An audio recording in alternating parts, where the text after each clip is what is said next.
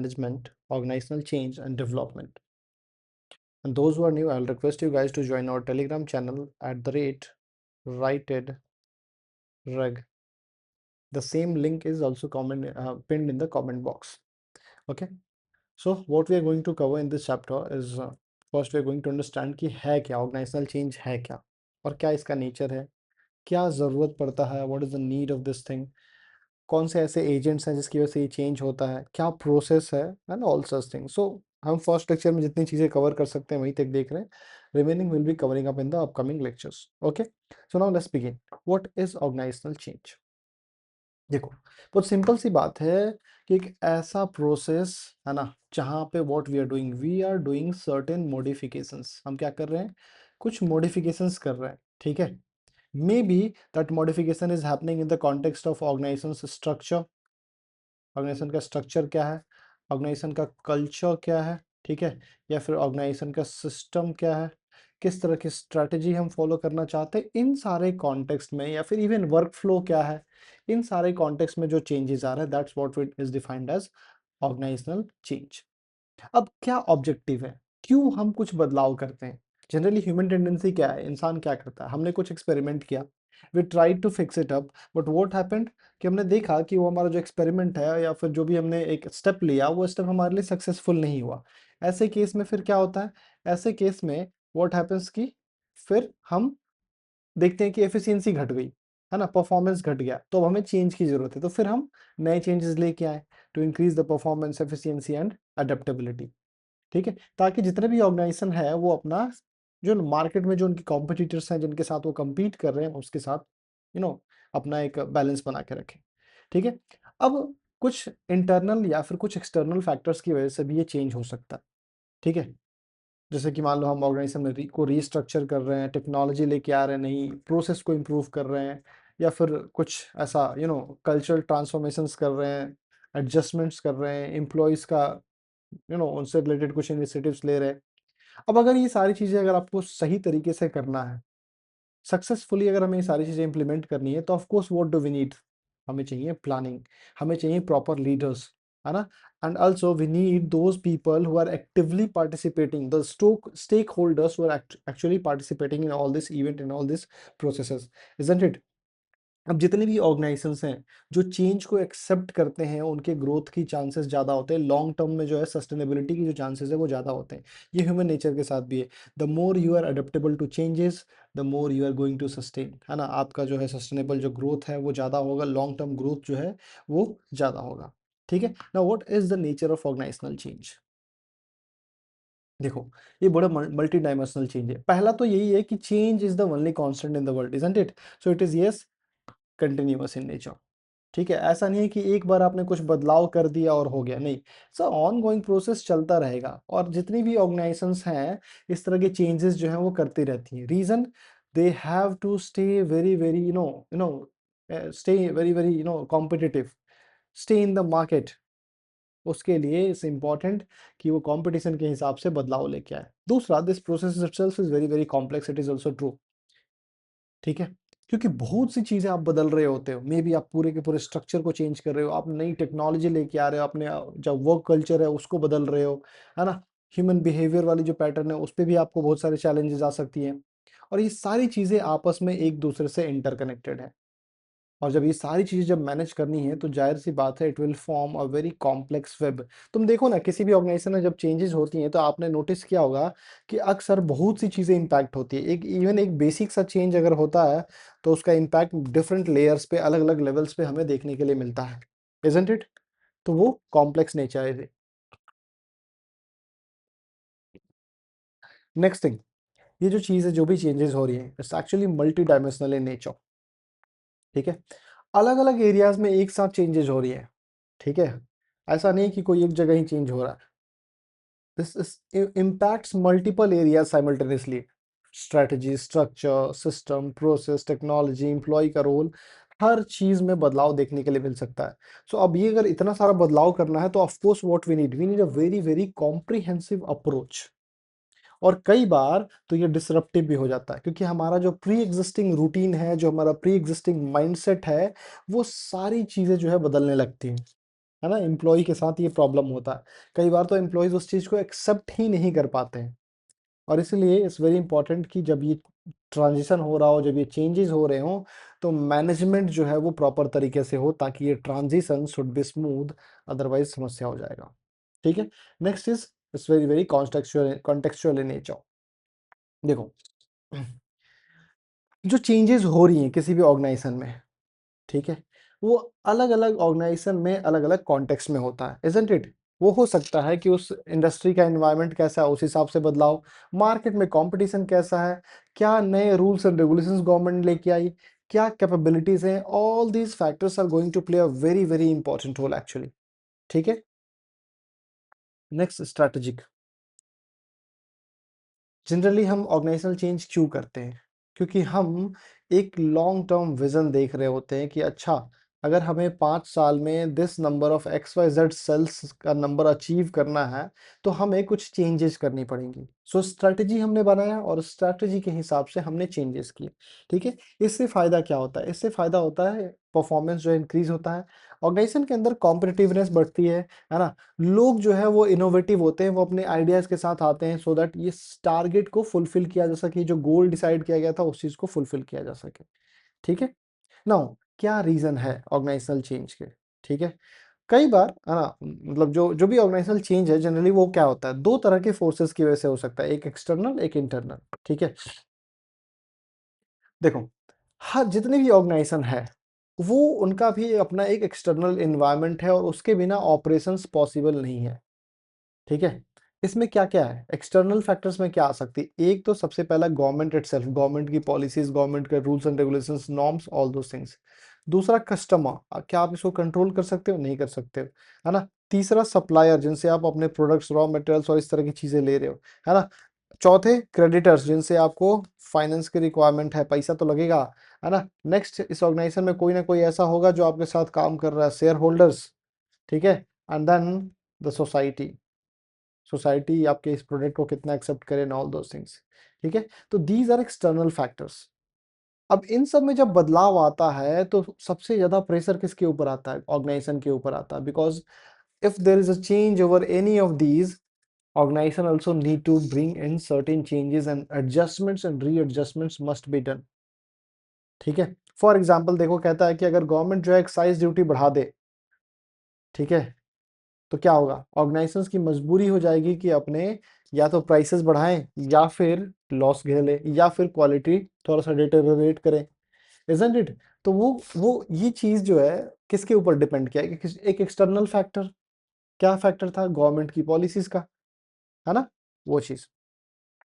ऐसे ही कहता है कि जो हमारी सोसाइटी में, या फिर पॉलिटिकल, या फिर इकोनॉमिक, टेक्नोलॉजिकल या लीगल इन्वायरमेंट में, है ना, जो चेंजेस आते हैं, उसकी वजह से भी, है ना, कुछ एरियाज ऐसे हैं जिसमें मॉडिफिकेशंस की रिक्वायरमेंट पड़ती है। जैसे मान लो आपको प्रोडक्शन प्रोसेस अपना सुधारना पड़ेगा, है ना, कि ये जैसे इन्वायरमेंट से रिलेटेड हो गया कि भाई बहुत पॉल्यूशन फैल रहा है and all those things, so आपको अब you need to do this kind of things for sustainable development and all those things.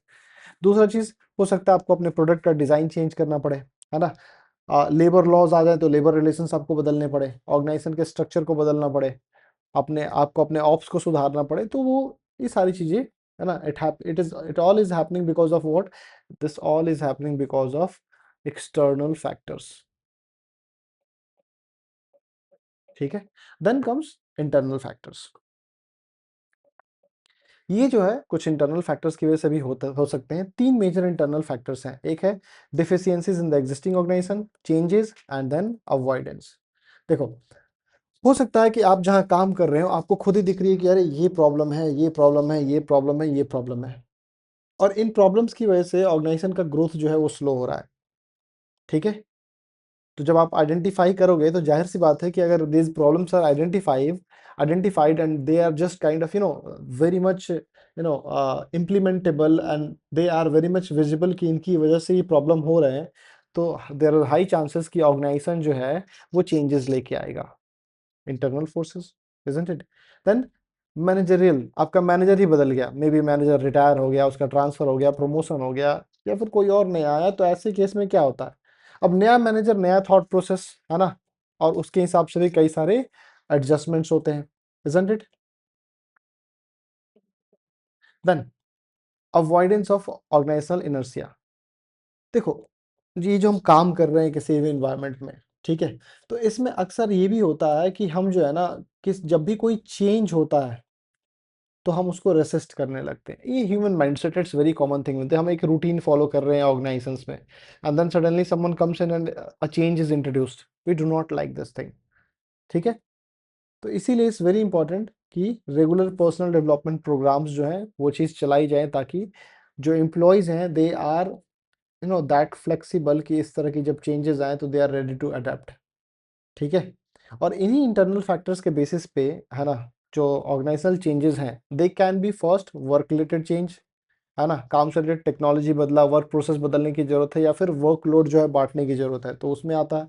Then second is organisation related change. Organisation को फील हो रहा है कि हमें हमारे स्ट्रक्चर को बदलने की जरूरत है, हमारे सिस्टम को बदलने की जरूरत है, हमारी पॉलिसीज में कुछ लूप होल्स हैं, है ना, हमारे ऑब्जेक्टिव जो है वो छोटे हैं, या फिर हमें इनको और वाइड करने की जरूरत है। तो all this things also play a important role. Now what are change agents? देखो, अब अगर आप कोई भी ऑर्गेनाइजेशन में चेंज करना चाहते हो, तो जाहिर सी बात है कि ऐसा तो है नहीं कि one fine morning you woke up and you are like these are the changes that are going to be implemented in the organisation. It doesn't happen like that. हम जनरली क्या करते हैं, उसके ऊपर प्लानिंग करते हैं, हम प्लान करते हैं, हम अपना रिसर्च करते हैं, इजंट इट? तो जब भी हम प्लान्ड ऑर्गेनाइजेशनल चेंज करते हैं तो वी नीड चेंज एजेंट्स। अब ये चेंज एजेंट क्या होता है? ये चेंज एजेंट वो लोग हैं जिनका काम है ना, इनिशिएट करना ऑर्गेनाइजेशनल चेंज को, ठीक है। इनिशिएट करो और फिर उसके बाद उसको इम्प्लीमेंट भी कराओ, उसको, है ना, लागू करवाओ। अब द थिंग इज कि भले मैनेजमेंट खुद इसमें काम कर रही होती है, कंटिन्यूअसली सारी चीजों में लगी है, ठीक है, बट स्टिल, है ना, जो मेजर जो चेंज प्रोग्राम्स हैं, जैसे मान लो कि नया सिस्टम लेके आना, मैनेजमेंट बाय ऑब्जेक्टिव्स, ये वाली चीजें हम लेके आ रहे हैं, सो इसके लिए अक्सर हमें स्पेशलाइज लोगों की जरूरत पड़ती है, ऐसे लोग those are very much familiar with this entire system, this entire workflow system, ठीक है। अब ये जो एजेंट्स होते हैं, ये जो चेंज एजेंट होते हैं, जो इस सारे चेंज को इनिशिएट करते हैं, उसको इम्प्लीमेंट करते हैं और उसको सक्सेसफुली रन कराते हैं, ये एजेंट्स दो हो सकते हैं, एक्सटर्नल चेंज एजेंट और इंटरनल चेंज एजेंट। देख रहे हो कितनी सारी चीजें जो है इंटर रिलेटेड है, अभी तक सारी चीजें एक दूसरे से रिलेटेड है, ठीक है। ना what is external change agent? External change agent जो है ना, ये वो लोग हैं, वो प्रोफेशनल्स हैं, they have they are specialised in that field, they have all the knowledge, they have all the expertise, ठीक है। अब उनके ऊपर, since they are not influenced by any existing organisational norms, ठीक है, उनके ऊपर कोई इन्फ्लुएंस नहीं है, they are just the consultants, तो कोई इन्फ्लुएंस कर नहीं रहा है, तो वो जो है, जो भी प्रॉब्लम्स एग्जिस्ट कर रही हैं, उसको यू नो प्रॉपर तरीके से एनालाइज करेंगे, प्रॉपर तरीके से समझेंगे, है ना, सिस्टम के रिक्वायरमेंट के हिसाब से, और फिर सॉल्यूशन इज बीइंग प्रोवाइडेड, ठीक है। इस तरह के जो कंसल्टेंट्स का जो भी रोल होता है, क्या ये फुल टाइम होता है? नहीं, ये कंसल्टेंट्स का जो रोल है, ये लिमिटेड टाइम रोल है, ठीक है। और एक्चुअल इंप्लीमेंटेशन, इन्होंने जो भी सजेशन दिया, फिर उसके बाद, है ना, वो इंप्लीमेंटेशन जो है इंटरनल पर्सनल जो है वो करा देते हैं, ठीक है। अब क्या रोल्स हो सकते हैं इसमें? सॉरी, ऐसा लग रहा आंखों में कुछ है, हाँ। सो पहला कि टॉप मैनेजमेंट को बताओ कि क्या क्या चेंजेस आ रही हैं या फिर क्यों रिक्वायरमेंट है, ठीक है। प्लस ऑर्गेनाइजेशनल डायग्नोसिस कंडक्ट करना, आइडेंटिफाई करना गैप्स एरियाज, आइडेंटिफाई करना प्रॉब्लम एरियाज को, ठीक है। देन स्ट्रेटेजी बनाना कि उसको कैसे इंप्लीमेंट करेंगे सारी चीज़ों को, ठीक है। अब जब आपने ये सब कुछ कर लिया तो you need to train certain people, isn't it? अब आप सब कुछ बदल दिए और आप चले गए तो कैसे काम चलेगा, ठीक है। तो ये चेंज एडवाइजर्स जो होते हैं उनको सेलेक्ट करो, उनको ट्रेन करो, उनको सुपरवाइज करो, this is also their work, ठीक है। उसके अलावा मैनेजर्स को अलग अलग लेवल पे ट्रेन करना, ठीक है। कंसल्टेशन प्रोवाइड करना किसको? टॉप मैनेजमेंट को, उनको आप सलाह दे सकते हैं, ठीक है। प्लस सीनियर एग्जीक्यूटिव जो हैं, तो उनको हेल्प करना कि कैसे हम ऑब्जेक्टिव जो सेट करने वाले हैं ऑर्गेनाइजेशन के, तो उसके डॉक्यूमेंट्स को कैसे बनाएं, ठीक है। प्लस जो पूरा प्रोसेस आप जो बदल रहे हो उसको इवेलुएट करना, है ना, नए इनोवेशंस को लेके आना whenever required, and then जो चेंज प्रोग्राम्स हैं बाकी के मैनेजमेंट सिस्टम के साथ इंटीग्रेट करना। दीज आर द रोल्स, है ना। सिमिलरली इसमें एक और आता है, वो है अपना इंटरनल चेंज एजेंट। ठीक है। इंटरनल चेंज एजेंट जो है, ये जो है these are selected from the organisation itself. Organisation के अंदर ही कुछ ऐसे एग्जिस्टिंग एम्प्लॉय हैं, ठीक है। अब इनका काम क्या है? इनका रोल है कि ये लोग इम्प्लीमेंट करेंगे चेंजेस को, ठीक है। तो क्या अपनी मर्जी से करेंगे? नहीं। ऑर्गेनाइजेशन जो चेंज की रिक्वायरमेंट जो है सामने रख रहा है कि हमें ये पर्टिकुलर XYZ चेंज करने हैं, तो ये लोग वही काम करेंगे, ठीक है।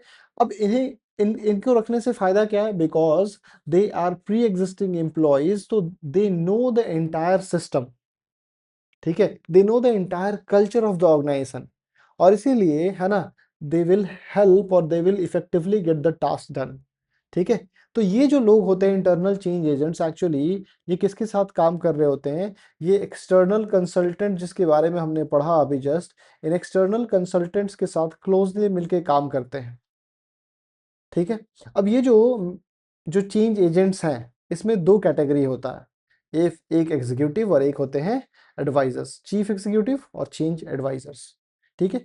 अब चीफ एग्जीक्यूटिव क्या करेगा? चीफ एग्जीक्यूटिव का रोल क्या है? The chief executive is the person who is the leader, the person have the vision, that person is providing the direction and supporting, है ना, whatever the changes that are happening in the organization in the early phase, ठीक है।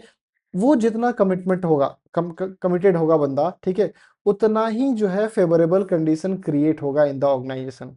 अगर आपका chief executive ही committed नहीं है, तो फिर चेंजेस जो है वो भी उतने बेहतर देखने के लिए नहीं मिलेंगे, ठीक है। तो ये इनकरेज करते हैं मैनेजर्स और एम्प्लॉयज को to participate in the change, ठीक है।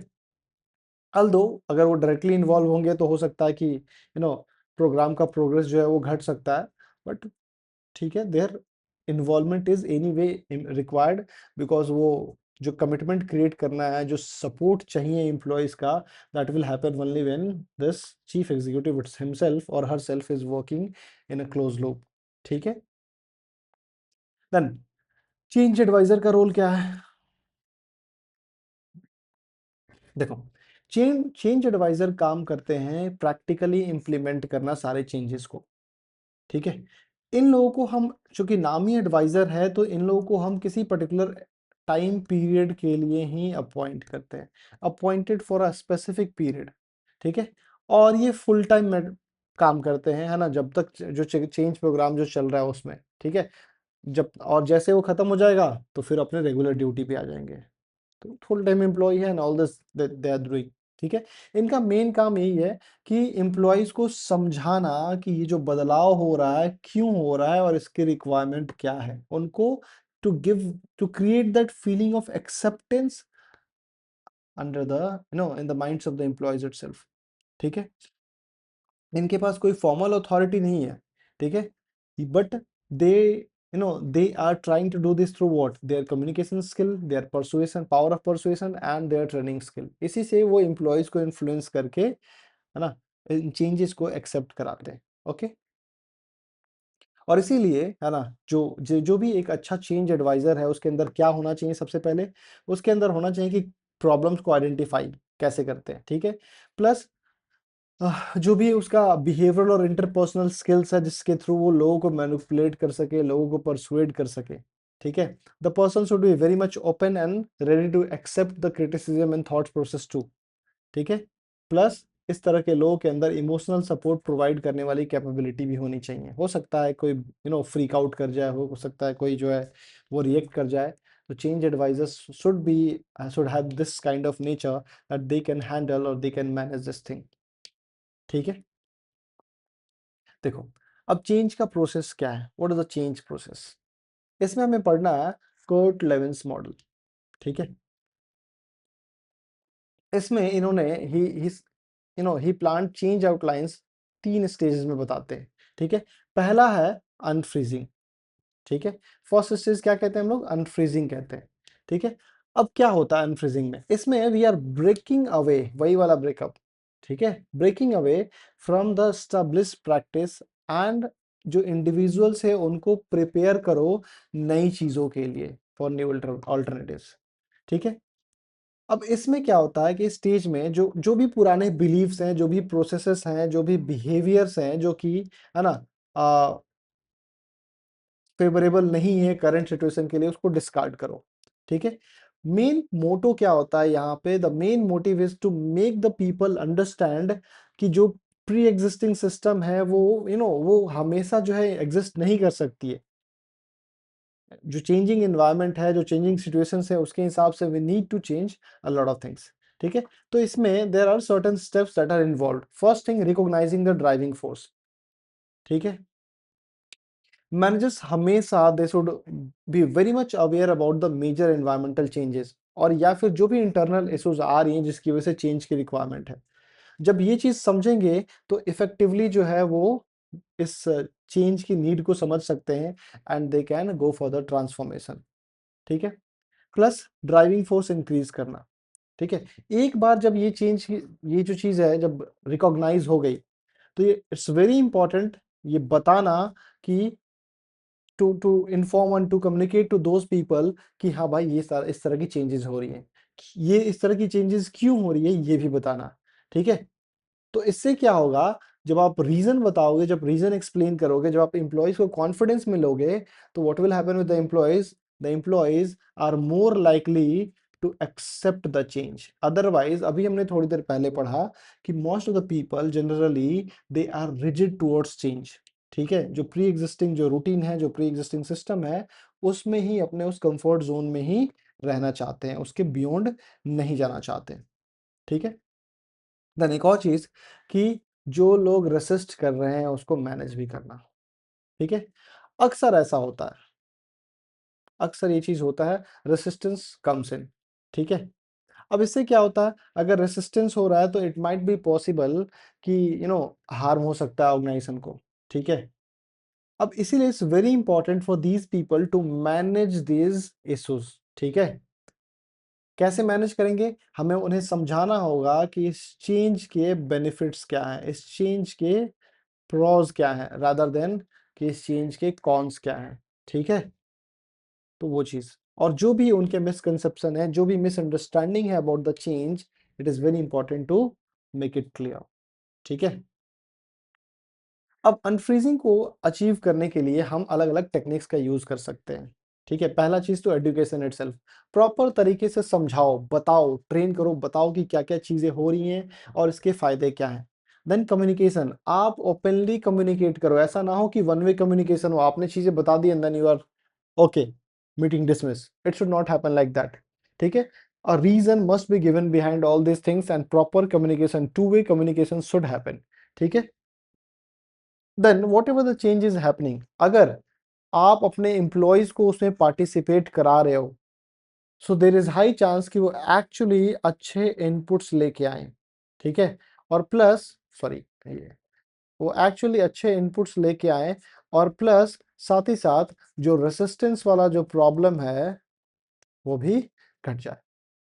ठीक है, उसके अलावा we can also negotiate through exchange of rewards, है ना, इंसेंटिव्स दो। इससे क्या होता है, employees they are motivated to accept the change.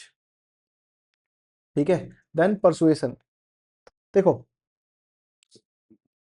What we can do कि प्रॉपर कम्युनिकेशन के थ्रू, ठीक है, हम वो एटीट्यूड डेवलप करा सकते हैं, हम एक परसेप्शंस डेवलप करा सकते हैं, जिससे कि फर्दर इस तरह की प्रॉब्लम्स जो है वो क्रिएट ना हो, और इस this thing not should influence और वॉट एवर द स्ट्रैटेजी और whatever the things that the organisation is planning.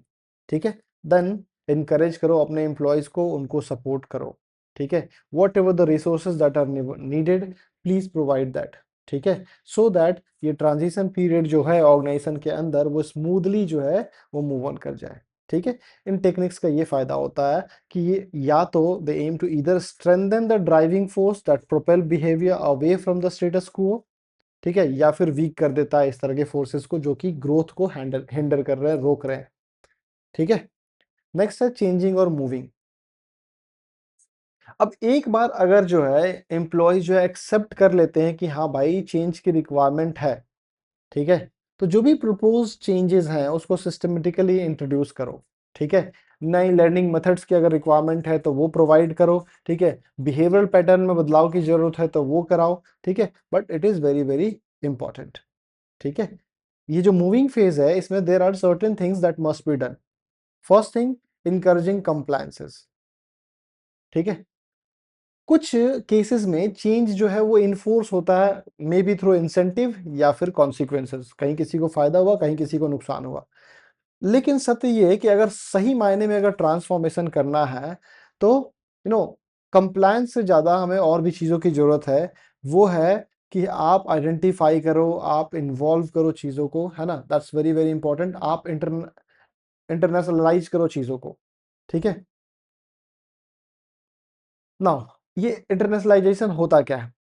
ये चेंज के अंदर एक ऐसा प्रोसेस है ना, जो हमारे चेंज को ज्यादा मीनिंगफुल बनाता है। जब एम्प्लॉयज खुद इस चीज को एक्सपीरियंस कर रहे हैं, ऐसे सिचुएशंस को एक्सपीरियंस कर रहे हैं जहां पे they need a change for new a change, और दे फील कि हाँ हमें नए बिहेवियर की रिक्वायरमेंट है, we need certain changes in the pattern and all those things. ठीक है, उन्हें खुद वो चीज एक्सपीरियंस कराओ कि इस तरह की प्रॉब्लम्स जो हैं वो एग्जिस्ट कर रही हैं, and when they get to know, when they understand, they themselves will embrace the change that is required. ठीक है, then the next step is identification. जो इंडिविजुअल्स हैं वो एक और चीज आइडेंटिफाई करते हैं, है ना, they also identify suitable behaviour model. ठीक है, अपने इन्वायरमेंट में, मतलब अलग अलग इन्वायरमेंट में आप अलग अलग तरीके से बिहेव कर रहे हो, सो कहाँ कौन सा सुटेबल है, you we understand that thing, isn't it? तो generally they try to recognise the role model. ठीक है, और उन रोल मॉडल्स को जो है उन लोगों के साथ जोड़ दो, तो वो चीजें अलाइन हो जाती हैं, एंड फिर वो डिजायर्ड चेंज जो है उसको इम्प्लीमेंट कराना आसान हो जाता है। ठीक है, अब जब हम ये चेंज को इम्प्लीमेंट करा रहे हैं, इट माइट बी पॉसिबल, है ना, कि अचानक से कोई नया चैलेंज आ गया। ठीक है, अब अगर कोई चैलेंज आया तो उस समय उस प्रॉब्लम को सॉल्व भी करना पड़ेगा। प्रॉब्लम को सॉल्व कैसे करें? तो हमें वी नीड समवन, है ना, जो कि जिसके अंदर प्रॉब्लम सॉल्विंग कैपेसिटी है। ठीक है, अच्छा, चेंज वाले फेज में एक और चीज होती है कि जब प्रॉब्लम्स आ रहे हैं तो we might do certain experiments. अब ये वाला एक्सपेरिमेंट सक्सेसफुल होगा या नहीं होगा इस तो क्लियरिटी ही नहीं है। तो एक्सपेरिमेंटेशन के साथ साथ एक और चीज जो हम फील फेस कर रहे हैं वो है एम्बिग्यूटी, एंड इसलिए इंपॉर्टेंट है कि जो भी चीजें हो रही हैं उसको केयरफुली गाइड किया जाए। ठीक है, अब ये फेज अगर सक्सेसफुल कराना है तो ये अप्रोचेज आर देयर जो कि हमें फॉलो करने की रिक्वायरमेंट है। पहला चीज, communication should be very much transparent, open communication is very very important. ठीक है, पर्पस बताओ, बेनिफिट बताओ, एक्सपेक्टेड आउटकम बताओ टू ऑल द मेंबर्स, किस बदलाव से ये चीजें होंगी। ठीक है, so people will understand things. दूसरा, ट्रेनिंग और रिसोर्सेज प्रोवाइड करो, whatever the things are required. Comprehensive training चलाओ। ठीक है, जो भी रिसोर्सेज रिक्वायर्ड है वो सब प्रोवाइड करो। ठीक है, तो it is very very important. Guidance provide करो, असिस्टेंस दो, ताकि सारी चैलेंजेस जो है वो सॉर्ट आउट हो। Then one more important thing, feedback लो एम्प्लॉयज से, और फीडबैक के बेसिस पे इंप्रूवमेंट करो। ठीक है, तो ऐसा एक चैनल बनाओ जहां पे आपको एम्प्लॉय से प्रॉपर फीडबैक मिल सके। ठीक है, इससे क्या होगा, जो प्रोसेस अभी चल रहा है उसमें जहां जहां प्रॉब्लम्स आ रही होंगी उसके रिफाइनमेंट की चांसेस बढ़ती चली जाएंगी, है ना, और यू नो एम्प्लॉयज का जो एंगेजमेंट है जो उसमें वो भी बढ़ता चला जाएगा। ठीक है, देन फॉस्टर अडेप्टेबिलिटी, कि कल्चर डेवलप करना होगा कि जो बदलाव हो रहा है वी मस्ट एम्ब्रेस दैट। ठीक है, हर एक इंडिविजुअल को वी नीड टू इनकरेज, है ना, and they we need to encourage to them to adapt the new alternatives, new changes, है ना। इससे क्या होगा कि we are supporting each other and we are growing together. ठीक है, बट इन सब के बीच में जो एक और चीज इंपॉर्टेंट रोल प्ले करता है वो है leadership itself. Leadership is very very important, कि वो कैसा लीडरशिप है ऑर्गेनाइजेशन के अंदर। Leaders should have very clear direction, plus उनका सपोर्ट भी, because these leaders are actually the role model for the employees. तो जैसा बिहेवियर वो उनका होगा उस हिसाब से peoples reaction will also be visible. तो प्रॉपर गाइडेंस और सपोर्ट दे के we can do a lot of things, और चीजें जो है ज्यादा इफेक्टिव तरीके से इम्प्लीमेंट हो सकता है। नेक्स्ट स्टेप है हमारा रीफ्रेजिंग, ये भी पढ़ लेते हैं, इसके बाद जो है मैं लेक्चर रोक दूंगा। ठीक है, तो चेंज प्रोसेस का जो फाइनल फेज है वो है रीफ्रीजिंग। यहाँ पे जहां पे हम क्या कर रहे हैं, चेंज को इम्प्लीमेंट, है ना, कैसे कर रहे हैं, तो ड्यूरिंग द मूविंग फेज, अब वहां पे ये सारी चीजें हो रही है। इस फेज में होता क्या है कि जो मेंबर्स हैं ऑर्गेनाइजेशन के वो इंटरनलाइज करते हैं नई चीज़ों को, है ना, नई बिलीफ, नए एटीट्यूड और अपने बिहेवियर पैटर्न को जो उन्होंने सीखा। ठीक है, अब ये मैनेजर हिमसेल्फ, उसकी रिस्पॉन्सिबिलिटी है कि मैनेजर जो है चेंज एजेंट बन के इन सारे चेंजेस को इम्प्लीमेंट कराए प्रॉपर तरीके से। ठीक है, तो जब ये नई चीजें जब वो प्रॉपर तरीके से इम्प्लीमेंट होगी, है ना, तो इससे क्या होगा कि जो डिससेटिस्फैक्शन वाली चीजें हैं वो कम होंगी, because manager himself is doing the playing the role of change agent. ठीक है, अगर वो प्रॉपर तरीके से नहीं होगा तो देर आर हाई चांसेस कि जो इंडिविजुअल्स हैं दे दे माइट डिमांड कि हमें पुराने तरीके से ही काम करना है, हमारा पुराना जो मेथड है वही फॉलो करना है। ठीक है, और इन्हीं चीजों को सॉलिडिफाई करने के लिए, है ना, रिग्रेशन ना हो उस चीज को रोकने के लिए, इट इज वेरी इंपॉर्टेंट कि जितने भी ऑर्गेनाइजेशन है they try to achieve dynamic equilibrium. ठीक है, क्या है व्हाट इज डायनेमिक इक्विलिब्रियम, इसमें हम करते क्या है? In this situation of dynamic equilibrium we are actually trying to balance, है ना, अमॉन्ग्स वेरियस कंपोनेंट्स। ऐसा थोड़े है कि एक ऑर्गेनाइजेशन में एक दो ही कंपोनेंट है, अलग अलग कंपोनेंट्स हैं, हर जगह चेंजेस हो रहे हैं, तो हर जगह डिजायर्ड बिहेवियर की रिक्वायरमेंट है, एंड इट्स वेरी इंपॉर्टेंट कि वो इक्विलिब्रियम बना रहे। ठीक है, इसके लिए सबसे इंपॉर्टेंट चीज जो चाहिए वो है continuously we need to reinforce. ठीक है, सो दैट वो जो बिहेवियर, जो रिक्वायर्ड बिहेवियर है वो बना रहे, प्लस नए जो भी प्रैक्टिसेस हैं हम उसको एक्सेप्ट भी करते रहें। तो क्या क्या अप्रोच हो सकता है रिफ्रेजिंग फेज में? पहला, integration and alignment. We must ensure कि जो नया बिहेवियर है, बिलीफ है, जो एटीट्यूड्स हैं वो ओवरऑल हमारे ऑर्गेनाइजेशन के गोल के साथ मैच करता हो, है ना। कुछ भी बदलाव कर देना ऐसा नहीं है, that should match, that should align with the goals of the organisation. ठीक है, एग्जिस्टिंग प्रोसेस के साथ वो आगे बढ़े। ठीक है, देन ऑनगोइंग सपोर्ट, जब जब रिक्वायर्ड है please provide support and resource, क्योंकि ये नई चीजें हो रही हैं and here people are at a very fragile state. तो it's very important from the managers of the management itself कि जो भी ये रिक्वायर्ड सपोर्ट है वो प्रोवाइड किया जाए। कैसे? May be in the form of training और द कोचिंग, या फिर उनको मेंटोर करके। ठीक है, ऐसे केसेस में जितना ही ज्यादा सपोर्टिव लीडर होगा, जितना ज्यादा सपोर्टिव लीडर होगा उतना ही बेहतर सिचुएशन क्रिएट होगा, है ना, एंड चीजें उतनी ही आसानी से ट्रांजिशन हो पाएगा। And if something good is happening over there, है ना, तो उसको सेलिब्रेट करो, रिकॉग्नाइज करो चीजों को, है ना, जो भी अकम्प्लिशमेंट्स आ रही हैं, क्योंकि वो चेंज के बाद वो चीजें आ रही हैं, तो it's very important to celebrate these things. इससे पॉजिटिव आउटकम मिलेगा। ठीक है, इंडिविजुअल्स वो मोटिवेटेड रहेंगे and they will also strive to achieve that new behaviour as soon as possible. ठीक है, and then again the same thing, feedback and evaluation. ये किसी भी केस में हर जगह इंप्लीमेंट होता है कि फीडबैक मैकेनिज्म डेवलप करो। ठीक है, और फिर कंटिन्यूअसली उस फीडबैक के बेसिस पे इम्प्रूवमेंट शुड बी डन। ठीक है, regularly evaluation is very very important. Then foster and organisational culture, एक ऐसा कल्चर डेवलप करो जो वैल्यूज, है ना, को सपोर्ट करता हो, है ना। इट्स वेरी इंपॉर्टेंट कि जो बिहेवियर हमें चाहिए that should it should be aligned with the goals of the organisation and all those things. ठीक है, तो इसमें management system, reward, recognition programme, ये सारी चीजें होती रहनी चाहिए so that the employees, the staff, they are aligned with the requirements of the organisation.